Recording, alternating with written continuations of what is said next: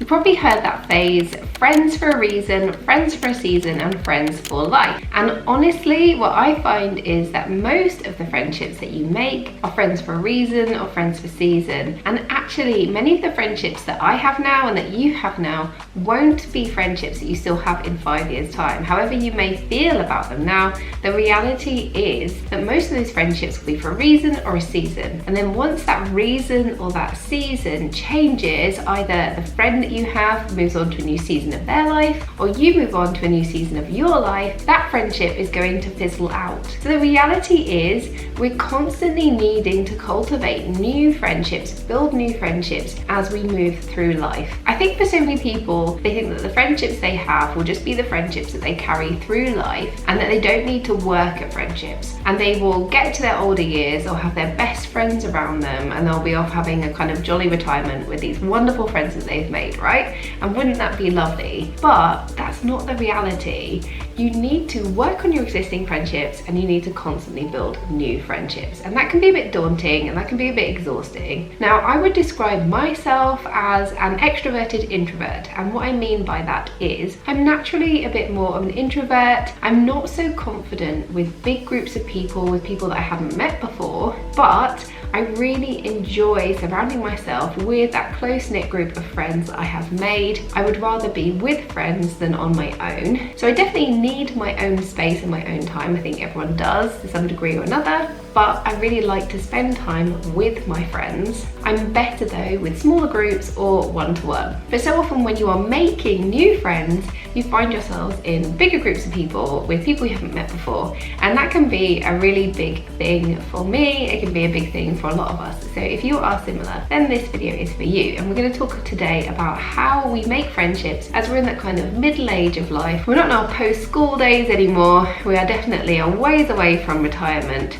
And perhaps like me, if you're a working mum, then you are juggling so much in life, it's really hard to find the time to make those friendships. So first up, you need to find yourself groups of like-minded people, so people who are into the same things that you are into. Now, that might sound pretty obvious, but it can be a tricky one. I find finding these groups of like-minded people is actually so obvious that some of us don't even notice them. So perhaps like me, you're a working mum, you have a child, starts school. And I think the tendency for me is to think, I don't need new friends, I don't want new friends, and kind of push that kind of group of people away, not engage as much with them because it's a big thing, right? A big group of new people. And I think I will just keep myself kind of with the current group of friends, you know, the friends that we've had from their nursery days, the friends we've had from the baby groups, from the NCT baby groups and that sort of thing. You know, I love these girls and I'm gonna keep with them. I'm gonna hold on to them and I'm not mingling with this new group. But you have to stop yourself from doing that.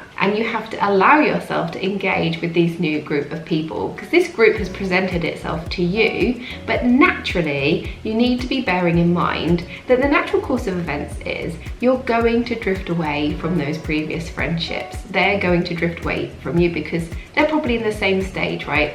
They've got their children going on to schools, etc. And if they're not the same schools as your kids, your paths aren't going to cross as frequently. And yes, it'd be great if you still meet them. I mean, I still see the mum friends that I made when my kids were in nursery, and I occasionally see the mum friends that I made from those baby groups, but I don't see them as much as I did, right? So I have to allow myself to kind of ingrain with that new group. So perhaps the group is presenting itself to you, and you have to acknowledge that, and you have to engage with them, and you have to kind of let your fears go a bit. But if the group isn't presenting itself to you, you don't have that natural kind of change up in life, and you're not naturally meeting people. Perhaps you work from home, perhaps your kids are kind of well ingrained in the school network, or you don't have kids, or whatever it may be, but you're not kind of out and about as much, then you need to think about what you enjoy. So is that exercise, some kind of exercise group that you could join perhaps? Is that reading? Have you got a local book club that you could join? Are you creative? creative at all? Do you enjoy pottery or painting, etc.? Can you find a local group? Are you interested in starting something new? So by that I mean like learning a language, learning a skill. So something that you can join a group to start learning that skill, which will naturally throw you in amongst the pool of like-minded people. So Facebook is really good for finding these groups of like-minded people. Join your local Facebook group, so the group for your local town, city, county, whatever that may be, and you'll find mention of these local groups. You can ask on these communities what groups are in your area,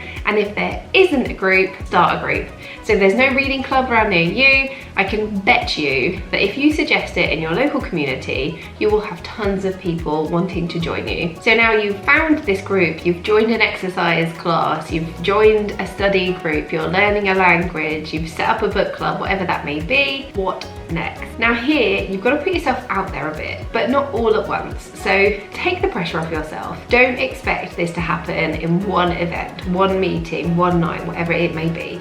It takes time to build a friendship. It takes time to get to know people. So make sure that you're speaking to people. Make sure you're putting yourself out there, but don't put pressure on yourself to find friends immediately. It might take a while. So start small with conversation. Keep yourself open, keep your body language open, make eye contact, smile. You'll find it helps relax you. And also make sure that you slow down your speech. So I find that when I'm presenting anything to like clients at work or whatever, and I'm feeling a bit nervous, if I force myself to slow down the way I'm speaking, then I naturally calm down and I appear calmer. Okay, so if you are stressed in new situations, you're stressed talking to new people, slow down your speech and you will find that you feel calmer. Please excuse my bunged up nose here. Like I'm just trying to make it through this. So once you feel yourself leaning towards one or two people from a group that you find you naturally click with, you need to take those interactions outside of that group. And by that I mean meeting them for a coffee, a walk, or doing something separate with them away from that larger group. And that's when you kind of deepen that connection, okay? So some things you want to bear in mind when you're taking that interaction outside of that wider group, you're meeting that potential new friend for a coffee, a drink, a walk, whatever that may be. Make sure you ask them lots of questions about themselves. Generally speaking, people like to talk about themselves. So rather than thinking, what can I tell them about me, make myself sound interesting, you know, whatever, take the pressure off you and ask them questions. Ask them about themselves, their lives, what they're up to, family, blah, blah, blah,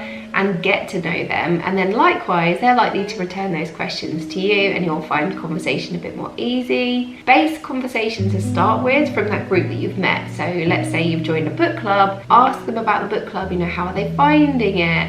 Have they been going to the book club for long? Blah, blah, blah, blah, blah. Start with a safe topic and build from there. I think for a lot of us, with our friends for life, the friends that have been around for a long, long time, if we think about it, we know that those kind of deeper connections that we've built with them come from being quite open, honest, and perhaps giving a side of ourselves to them, being, you know, opening ourselves up and being vulnerable with them, right? We've shared some of our deepest, darkest personal things with them and they have done likewise.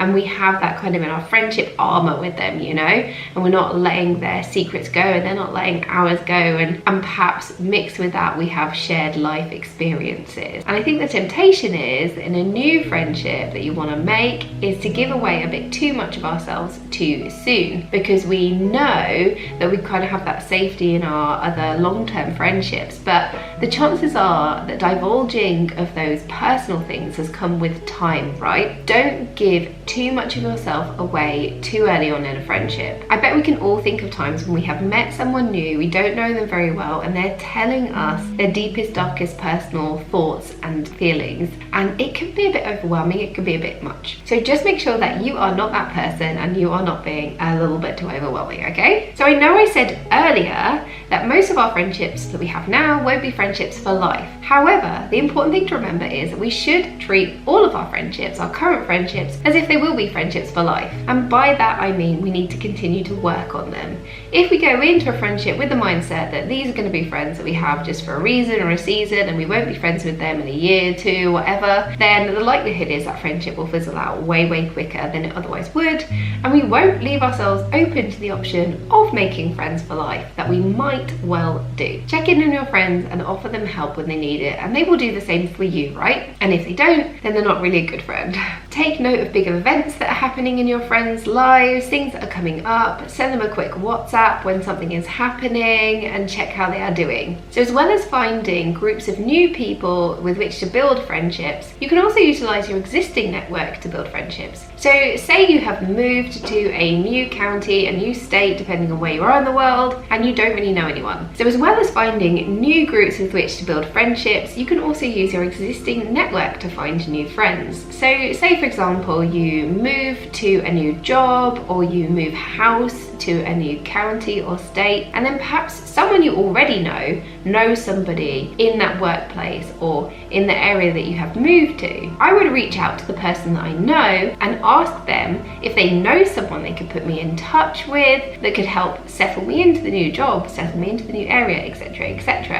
And you will find all too often your existing network, your existing friendships you have, the colleagues that you have, etc, are all too willing to help build your own network. I would also embrace technology. We're living in a digital age, and so many of our friendships start in a digital way. Have you got friendships and people that you have met over Facebook groups and Instagram groups and maybe a YouTube channel that you could reach out to and meet in real life? Lastly, don't be afraid to start conversations with people that you meet out and about in the most unlikeliest of situations. I have found that some of my current friendships have come from situations that I wasn't expecting, where I've been in a circumstance where I felt a bit awkward, but hey, I've gone for it and I've chatted to somebody. We found we've really clicked. We've connected on Facebook, on WhatsApp, whatever that is. We've built from there, and then finally a friendship has formed. If you enjoyed this video, please give me a like, it really does help my channel, and consider subscribing for more content from me. I'd love to have you on board, and I will see you in the next one. Bye!